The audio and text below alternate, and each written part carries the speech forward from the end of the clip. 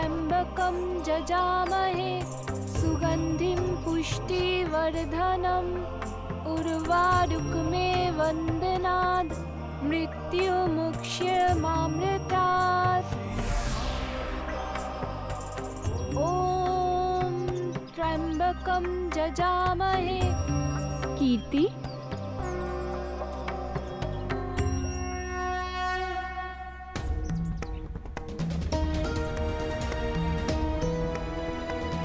আপনি কে দেবী? আমি তোমার রূপ, তোমার দৈবিক রূপ। অর্থাৎ আমি আর তুমি, আমরা দুজন এক। এই পৃথিবী লোকে আসার আগে তুমি আমারই রূপ ছিলে, আর আমি তোমার দৈবিক রূপ। আমি আপনার কথা বুঝতে পারছি না দেবী। হে কীর্তি, সত্যিটা জানার সময় এসে গেছে। কোন সত্যি? তোমার এই সংসারে আসার আসল উদ্দেশ্য কি?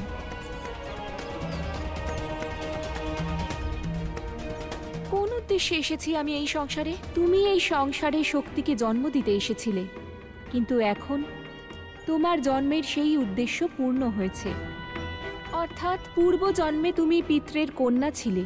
তাহলে আমি এখন এই রূপে? সেই কারণটা জানার জন্য তোমায় অতীতে যেতে হবে।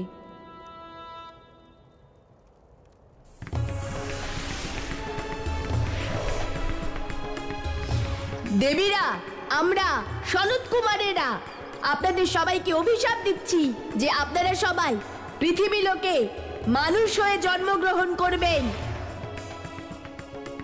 তারপর দেবর্ষি নারদের কথা মতো সনত কুমারেরা অভিশাপ থেকে মুক্ত করার জন্য তোমায় শক্তির আরাধনা করতে বলেছিলেন, আর তারপর দেবী শক্তি তোমাকে বরদান করেছিলেন। হে মা দুর্গা, আমি অভিশপ্ত। আপনার কাছে উদ্ধারের উপায় জানতে এসেছি। দয়া করুন মা, আমাকে আমার উদ্ধারের পথ বলে দিন। দাপর যুগে তোমার জন্ম কীর্তি রূপে বর্ষানায় হবে, আর রাধার রূপে এক শক্তিকে তুমি জন্ম দেবে।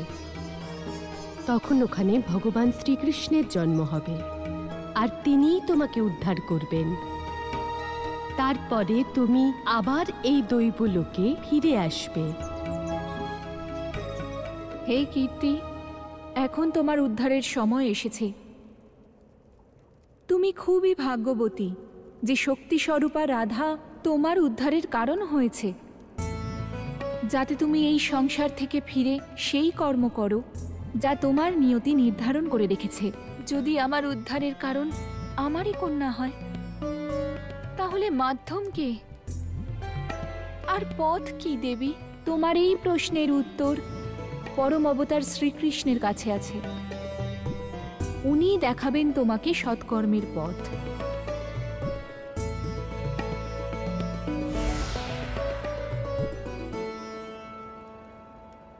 হে শিব শম্ভু, দেবাদিদেব মহাদেব, আমি আজ পর্যন্ত জানতেই পারিনি যে আমি এই সংসারের সবথেকে ভাগ্যশালী মা, যে নিজের গর্ভে এক কন্যাকে নয়, রাধার রূপে শক্তিকে জন্ম দিয়েছে। এর থেকে বেশি গর্বের এক মায়ের কাছে আর কিছুই হতে পারে না। রাধার জন্য আমি পরম অবতার শ্রীকৃষ্ণের শরণ পেয়েছি। এবার আমি বুঝে গেছি প্রভু, বরাহরূপ আর কূর্মরূপের দর্শন পাওয়ার কারণ আপনার কৃপা পেয়ে আমি ধন্য হয়ে গেছি।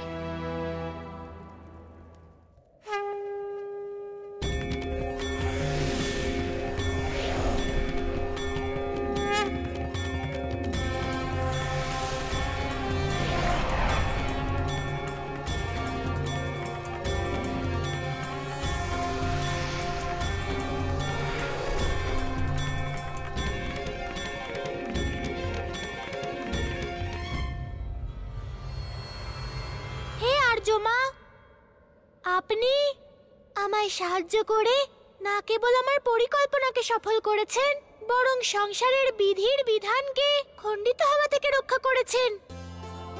হে পিতৃদেব, আমি সর্বদা আপনার কৃতজ্ঞ থাকব। কৃতজ্ঞ আমি আপনার কাছে প্রভু। আপনি এখানে এসে সমগ্র পিতৃলোককে পবিত্র করেছেন। এবার অনুমতি দিন, আমার প্রস্থানের সময় হয়ে গেছে। প্রণাম প্রভু।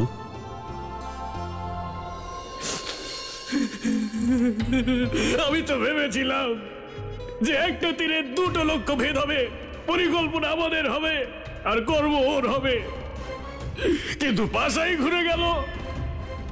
আর তার উপরে ওই দুষ্ট শনির 7.5 দিনের প্রসাদ পেলেন আপনি। হ্যাঁ ভগবান, ভগবান আমায় ক্ষমা করুন, কিন্তু একটা কথা বলি, একটা ছায়াও মানুষের সঙ্গ ছাড়ে না, ঠিক তেমনি এই 7.5, এই শনির 7.5ও এইভাবে সঙ্গে থাকে। মনে হচ্ছে এই 7.5 আপনাকে সঙ্গে করেই নিয়ে যাবে। ভগবান, ভগবান, আপনি তো অন্তর্যামী, আপনি তো ত্রিকালদর্শী। এমন কোন উপায় কি নেই যাতে আপনার 7.5 প্রভাব আমার উপরে পড়ে, আমার উপরে পড়ে, আমার উপরে পড়ে? আপনার সমস্ত কষ্ট, সমস্ত দুঃখ আমি সহ্য করব। আরে আমি তো মৃত, 7.5 আমাকে আর কি মারবে? ওঠো। ভগবান,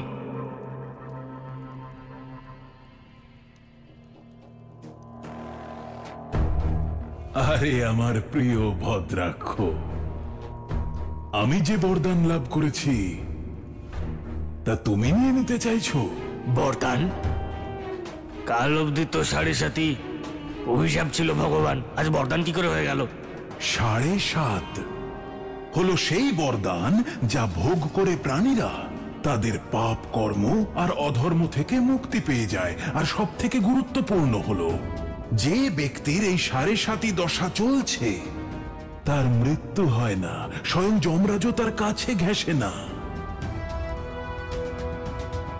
7.5 দশার পরে আমিও পাপ কর্ম আর অধর্ম থেকে মুক্তি লাভ করব। আমিও পাপ মুক্ত আর পবিত্র হয়ে যাব। তারপর আমার ওই শত্রু পরম অবতার শ্রীকৃষ্ণ চাইলেও আমার কোনো ক্ষতি করতে পারবে না। অর্থাৎ ভগবান? অর্থাৎ ওই চক্রধারী বিষ্ণু কারোর বিনাশ করে না কোনো কারণ ছাড়া। আর আমার বিনাশের কারণই তো 7.5 দশা দিয়ে শনিদেব সমাপ্ত করে দিয়েছেন। তাই এখন আর কোনো বিলাপ নয়, কোনো ভয় নয়, কোনো অশ্রু নয়, কেবল আনন্দই আনন্দ। 7.5 দশার 7.5 বছর পূর্ণ হওয়ার পরে ওই শনিদেব স্বয়ং এসে দাঁড়াবে ভগবান কংসকে রক্ষা করতে ওই কানাইয়ের সম্মুখে। 7.5 তো সত্যি সত্যি বরদান হয়ে গেল ভগবান। 7.5 ভগবান কংসের জন্য একটা কবচ, যা স্বয়ং পড়িয়েছে ওই শনিদেব আমাকে। ওই কানাইকে দূরে রাখার জন্য এখন শুধু সে কেন, ওর ছায়াও আমার কাছে পৌঁছতে পারবে না। এই যে আনন্দের কথা ভগবান, পরম আনন্দের, বলো শনিদেবের। ভুল করে বলে ফেলেছি ভগবান, বলো ভগবান কংসের জয়।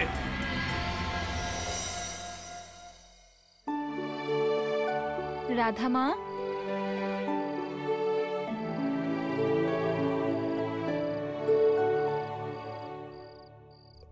মা, তুমি তো মহামৃত্যুঞ্জয় মন্ত্র জপ করতে গিয়েছিলে, এত তাড়াতাড়ি কি করে ফিরে এলে? জপ শেষ হয়ে গেছে? রাধা মা, যখন কেউ কোনো বিষয়ের সত্যতা জেনে ফেলে তখন আর কিছু করার প্রয়োজন পড়ে না। আমি বুঝতে পারলাম না মা, তুমি কি বলতে চাইছো? শুধু এটুকুই যে মায়ের কাছে রাধার মতো কন্যা আছে তার কোনো মহামৃত্যুঞ্জয় মন্ত্র জপ অথবা তপস্যা করার কোনো প্রয়োজন নেই। মা, আমার তো মনে হচ্ছে তুমি মজা করছো। না, সত্যি বলছি মা, এটা আগে আমি জানতাম না যে আমার কাছে সংসারের সবথেকে বড় শক্তি আর সবথেকে বড় সম্পত্তি আছে। সারা সংসার যাকে পুজো করে তাকে আমি চিনতেই পারিনি। এখন আর আমার কোনো সংকট নেই, কোনো কষ্ট নেই। মা, এটা তুমি বলছো? বনে ওই গোয়ালা যা করেছে তাকে তাকে তুমি কি বলবে? ভ্রম। হ্যাঁ রাধা, ওটা আমাদের ভ্রম ছিল। কানাইয়ের সম্পর্কে এমন ধারণা করা অনুচিত। কানাই কখনো আমাদের ক্ষতি করতে পারে না। যে একটা পিঁপড়ের কষ্ট সহ্য করতে পারে না, সে আমাদের কষ্ট দেবে? তোমার এই যুক্তি আমি মানি না। ও ছলনাকারী, ও আমার সঙ্গে ছলনা করেছে, আমার বিশ্বাসের সঙ্গে ছলনা করেছে, আর মায়ের মতো তোমার সঙ্গেও ছলনা করেছে। ও ছলনা নয়, লীলা করে। ও লীলাধর রাধা। ছলনা আর লীলার মধ্যে অনেক পার্থক্য। কানাইয়ের থেকে ভালো, সৎ তোমার অন্য কোনো সখা হতেই পারবে না। রাধা, কানাইয়ের প্রতি তোমার মনে যে ক্ষোভ আছে তা দূর করে দাও। ও আর তুমি দুজনে মিলে আমাকে জীবনের দুঃখ থেকে মুক্ত করেছো। ক্ষমা করো মা, মোহবশত তুমি কানাইয়ের কোনো ভুল দেখতে পাচ্ছ না, তাই ওর অনর্থকেও তুমি ভালো মনে করছো। ও প্রশংসার যোগ্য নয় মা, বরং উপেক্ষার যোগ্য। রাধা মা, ওর অনর্থ করার পিছনেও কোনো অর্থ রয়েছে, যেমন ঝিনুকে মুক্ত।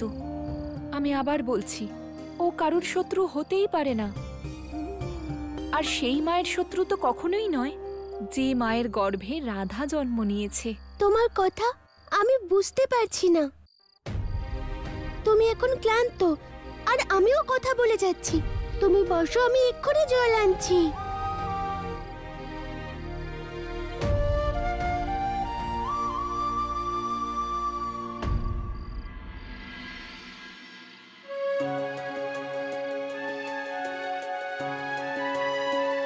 হে শক্তি স্বরূপা, আপনি আমার গর্ভে জন্ম নিয়ে আমাকে আমার অভিশাপ থেকে মুক্ত করেছেন। আমার জন্ম জন্মান্তর ধন্য হয়েছে, ধন্য হয়েছে।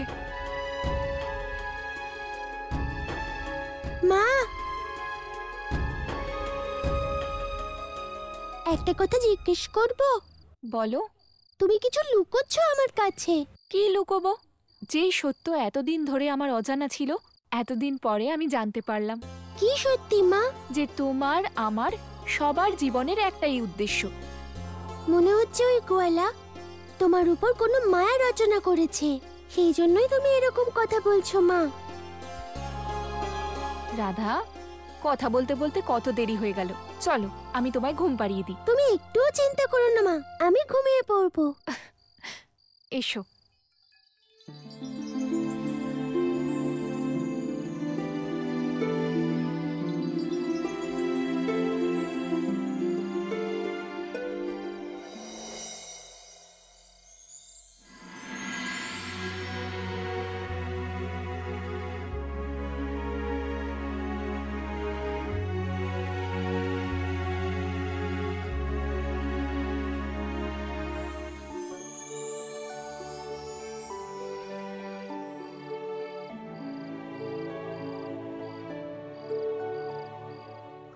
নারায়ণ নারায়ণ। হে প্রভু, কত মর্মান্তিক দৃশ্য। দেবী রাধার আর কীর্তি দেবীর ওই মায়ের মনের কি অবস্থা, যে আগে থেকে জানে যে তার কন্যার সাথে এটাই শেষ দেখা প্রভু। আর দুজনেই চিরকালের জন্য একে অপরের থেকে আলাদা হয়ে যাবে প্রভু। নিয়তি কতটা নিষ্ঠুর প্রভু। নারায়ণ নারায়ণ। নিষ্পক্ষ ন্যায় আর ভারসাম্যের জন্য নিষ্ঠুর হওয়া অনিবার্য হয়ে পড়ে দেবর্ষি। নারায়ণ নারায়ণ। আমি বুঝে গেছি প্রভু। এবার আমার মহাপ্রস্থানের সময় এসে গেছে। তোমার আমার সঙ্গ এতটুকুই নির্ধারিত ছিল। তোমাকে একা রেখে যাচ্ছি।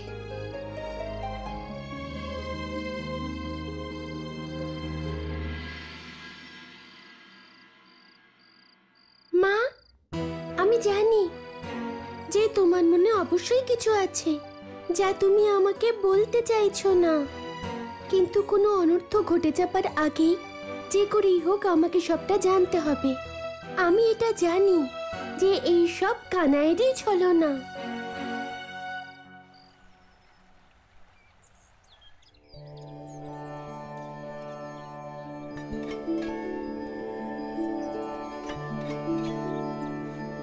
হে শ্রীকৃষ্ণ, আপনি ধন্য। আজ আমি বুঝতে পারলাম এই গাভীরা আপনারা তো প্রিয় কেন। গাভীদের সান্নিধ্যে যে সুখ, যে আনন্দ আছে তা সংসারে আর কোথাও নেই। এদের সেবা করে মাতৃসেবার আনন্দ লাভ করা যায়। হে প্রভু, এখানে এসে মাতৃসেবার আনন্দ আমি লাভ করলাম। শনিদেব, শনিদেব! কি হয়েছে রাধা? তোমায় চিন্তিত লাগছে কেন? শনিদেব, জানি না মা কোথায় চলে গেছে। গৃহে সর্বত্র খুঁজেছি, কোথাও নেই। গৃহে না থাকলে কোথায় যেতে পারেন? বুঝতে পারছি না। কিছু সময় আগে আমাকে অনেক কথা বলল, এমন ভাবে সব কথা বলছিল যেন মা হঠাৎই কিছু জানতে পেরেছে, কিন্তু কিছু বলল না। আমায় শুইয়ে দিয়ে কিছুক্ষণ পরে কি জানি কোথায় চলে গেল। এ তো খুব আশ্চর্যের বিষয়। কিছু করুন শনিদেব। আমার সম্পূর্ণ বিশ্বাস এই সব কিছু ওই কানাইয়েরই ছলনা। ওর এই ছলনা থেকে আমার মাকে রক্ষা করুন শনিদেব। তুমি চিন্তা করো না।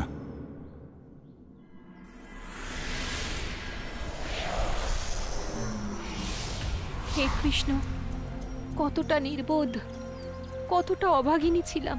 আমার সামনে সাক্ষাৎ ত্রিলোকী কৃষ্ণ ছিলেন, আর আমি তাকে চিনতেই পারিনি। যখন কখনো কখনো আমি আভাস পেতাম যে আমার কানাই কোনো সাধারণ বালক নয়, অসাধারণত্ব কিছু তো নিশ্চয়ই আছে, কিন্তু আমি হলাম একটা মূর্খ। মমতায় অন্ধ ছিলাম, সরিয়ে ফেলতাম সেই ভাবনা। কিন্তু আজ আমার চোখ খুলে গেছে। এ নিশ্চয়ই আমার কোনো পুণ্যকর্মের ফল যে আমি আমার প্রভুর বাস্তবিক স্বরূপ দেখতে পেয়েছি। আপনার চরণে আমার প্রণাম স্বীকার করুন প্রভু। না কাকি, তুমি এমন করো না। ঈশ্বর তো আমি সংসারের কাছে, তোমার কাছে তো আমি সেই মাখন চোর কানাই। কাকি, সৌভাগ্যবান তো আমি যে তুমি আমায় স্নেহ দিয়েছো, মমতার স্পর্শ দিয়েছো। আপনিও তো লক্ষ্মী স্বরূপা রাধার মা হওয়ার বরদান করে আমার সব ইচ্ছে পূর্ণ করেছেন। এখন শুধু একটাই শেষ ইচ্ছে বাকি রয়েছে। বলো, কি ইচ্ছে কাকি?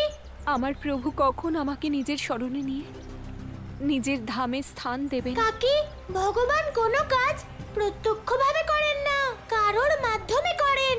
যখন সঠিক সময় আসবে তখন তোমার এই ইচ্ছে অবশ্যই পূর্ণ হবে। প্রভু, আর বিলম্ব করবেন না, আমাকে নিজের শরণে নিয়ে নিন।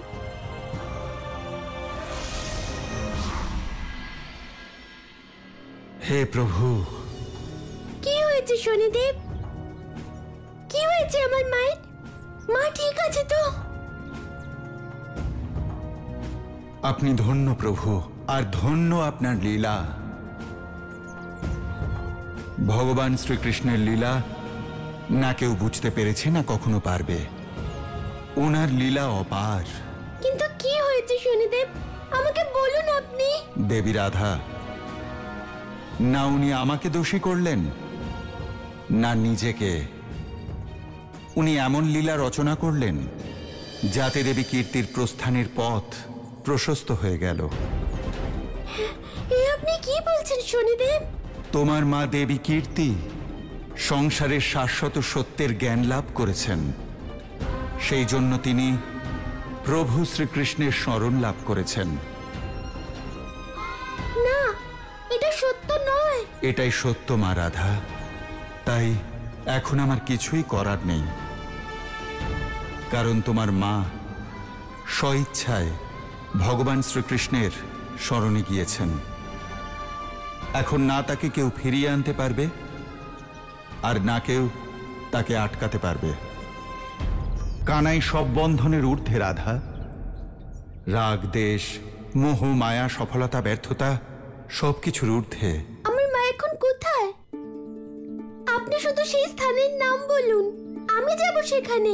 আমি আমার মাকে নিয়ে আসবো সেখান থেকে। তার জন্য নীলাঞ্চল পর্বতে যেতে হবে তোমায়। নীলাঞ্চল পর্বত? যার গুহায় তুমি সনত কুমারদের দেখা পাবে।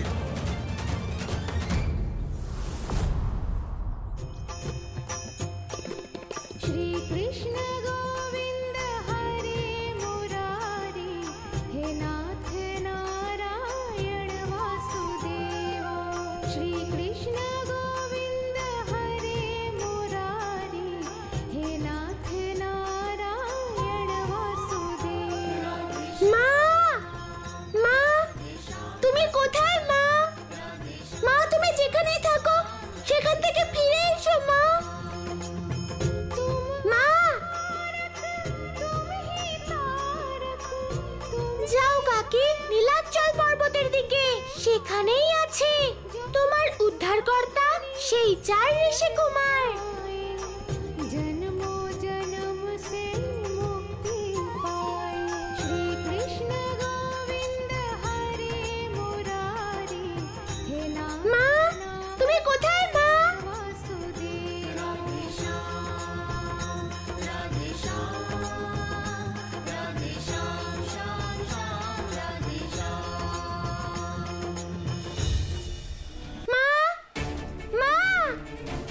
যদি তুমি আমার ডাক শুনতে পাও তাহলে সাড়া দাও। মা মা মা